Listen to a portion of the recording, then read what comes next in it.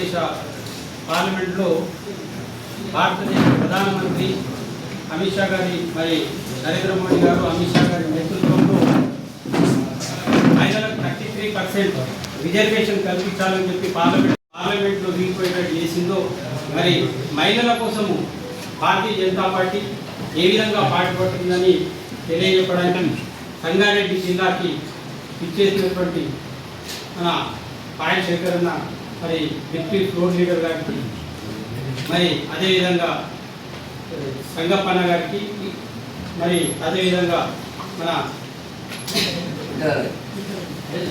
తెలంగాణ గారికి మహిళా మోర్చా జిల్లా జనరల్ సెక్రటరీ మరి స్టేట్ ఎగ్జిక్యూటివ్ అయిన మహిళా మోర్చాల కమిషనర్ గారికి అదేవిధంగా జోష్ణ గారికి తేజస్వి గారికి మరి మహిళా మోర్చలందరూ మన అదేవిధంగా ముత్తన్న గారికి విజయ్ గారికి త్యాగరాజ గారికి మాణిక్యన్న గారికి శ్రీకాంత్ గారికి మరి అందరికి కూడా అశోక్ అన్న గారికి కూడా ప్రతి ఒక్కరికి కూడా స్వాగతం తెలుపుతూ మరి నేటి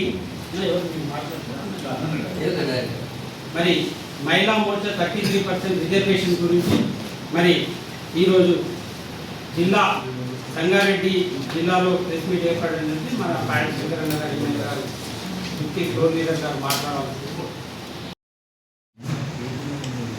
కాంగ్రెస్ పార్టీ పార్లమెంట్లో అవలంబించినటువంటి విధానానికి ఎక్కడ కూడా పొంతన లేకుండా ఈరోజు మహిళలకు కాంగ్రెస్ పార్టీ ద్రోహం చేసింది.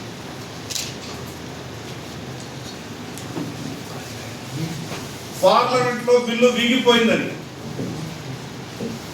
కాంగ్రెస్ పార్టీ మహిళలకు ద్రోహం చేయడమే కాకుండా గ్రామాన సంబరాలు చేయండి కాంగ్రెస్ పార్టీ జాతీయ నాయకులు, ఈ రాష్ట్ర ముఖ్యమంత్రి గారు, పిసిసి అధ్యక్షుడు గ్రామాలలో సంబరాలు చేసుకోమని కాంగ్రెస్ పార్టీ నాయకులకు పిలుపునిచ్చారు. అంటే కాంగ్రెస్ పార్టీ ఆలోచన ఎంత ఘోరంగా ఉన్నది, ఏ రకంగా మహిళలను అవమానపరిచిండ్రు, వాళ్ళు ఏదో సాధించినట్టు. పార్లమెంట్లో మహిళా బిల్లుకు వ్యతిరేకంగా ఓటేసినటువంటి కాంగ్రెస్ పార్టీ ఈ దేశ మహిళలకు క్షమాపణ చెప్పాల్సింది పోయి సంబరాలలో మునిగి తేలిండ్రు, పటాకాలు పెంచుకున్నారు అని అంటే కాంగ్రెస్ పార్టీ మహిళలకు ఏ రకంగా మోసం చేసిందో ఈ రాష్ట్ర మహిళా సోదరి వాళ్ళంతా కూడా కాంగ్రెస్ పార్టీ వైఖరిని గమనించాలి. డిలిమిటేషన్ మీద మాట్లాడతారు. డిలిమిటేషన్ మీద మాట్లాడేటప్పుడు ఈ రాష్ట్ర ముఖ్యమంత్రి గారితో సహా ఈ రాష్ట్ర కాంగ్రెస్ పార్టీ నాయకులకు కనీసం ఆ డిలిమిటేషన్ మీద కొంత అవగాహన తెచ్చుకోవాలని మాట్లాడాలి. ఈరోజు చార్మినార్లో 2,40,000 ఓట్లు ఉంటాయి. మరి అదేవిధంగా షేర్లింగంపల్లిలో 7,60,000 ఓట్లు, మల్కాజిలో 38 లక్షల ఓట్లు. అంటే ఈ రకంగా వ్యత్యాసం ఉన్నటువంటి భారతదేశంలో అన్ని నియోజకవర్గాలు ఇంత ఘోరమైనటువంటి వ్యత్యాసం ఉండడానికి వీల్లేదు. అందరికీ సరిసమానమైనటువంటి అవకాశాలు కావాలా? ఇదంతా కూడా కాంగ్రెస్ పార్టీ చేసినటువంటి తప్పులన్నీ కూడా సరిదిద్దాలన్నటువంటి ఆలోచనతోని ఈరోజు అంత గొప్ప బిల్లును ఒక పక్క 33% మహిళా రిజర్వేషన్ అమలు చేద్దామని, డిలిమిటేషన్ చేద్దామని అంత గొప్పగా పార్లమెంట్లో ఈరోజు భారతీయ జనతా పార్టీ నరేంద్ర మోడీ గారి నాయకత్వం ఒక సమర్థవంతమైనటువంటి బిల్లు పార్లమెంట్లో తీసుకొస్తే ఈరోజు కాంగ్రెస్ పార్టీ ఏ రకంగా వ్యతిరేకించిందో మహిళా సోదరి వరకు ప్రత్యేకంగా గమనించింది. మరి ఇంత ఘోరమైనటువంటి ఈ కాంగ్రెస్ ప్రయత్నాలను ఈ రకంగా మహిళా సోదరి మనులను ఏ రకంగా కాంగ్రెస్ పార్టీ అవమానించిందో ఈరోజు గ్రామాల చర్చ జరగాల్సినటువంటి అవసరం ఉంది. గ్రామాన కాదు, ప్రతి ఇంట్లో కూడా చర్చ జరగాలి. ఈరోజు కాంగ్రెస్ పార్టీ మహిళలంటే కేవలం గాంధీ కుటుంబంలో ఉన్నటువంటి మహిళలు మాత్రమే అనుకుంటున్నారు. ఆ గాంధీ కుటుంబంలో ఉన్నటువంటి వాళ్ళకు పదవులు ఉంటే సరిపోతాయి అనుకుంటా ఉన్నారు. సోనియా గాంధీ గారికి పదవి ఉంటే సరిపోతుంది, ప్రియాంక గాంధీ గారికి పదవి ఉంటే సరిపోతుంది. ఆ కుటుంబంలో ఉన్నటువంటి వాళ్ళకు మాత్రమే పదవులు ఉంటే సరిపోతాయి.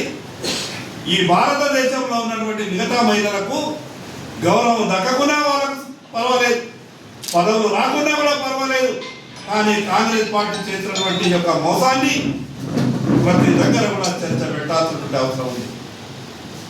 మరొక వితండవాదాన్ని ఈ రాష్ట్ర కాంగ్రెస్ పార్టీ నాయకులు మాట్లాడే ప్రయత్నం చేస్తారు.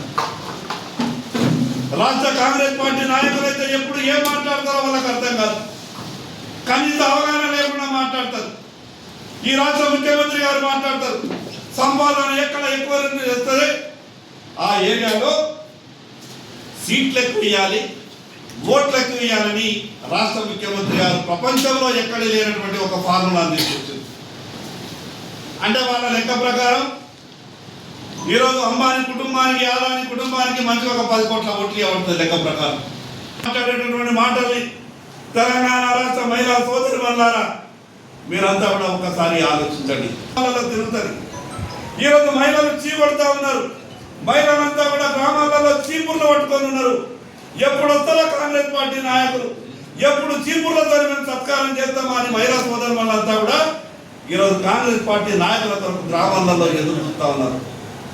అందుకే కాంగ్రెస్ పార్టీ ఎన్ని కుట్రలు కుతంత్రాలు చేసినా ఖచ్చితంగా మహిళలకు భారతీయ జనతా పార్టీ 33% రిజర్వేషన్లు ఇచ్చే విధంగానే మా ప్రయత్నాలు ఉంటాయి.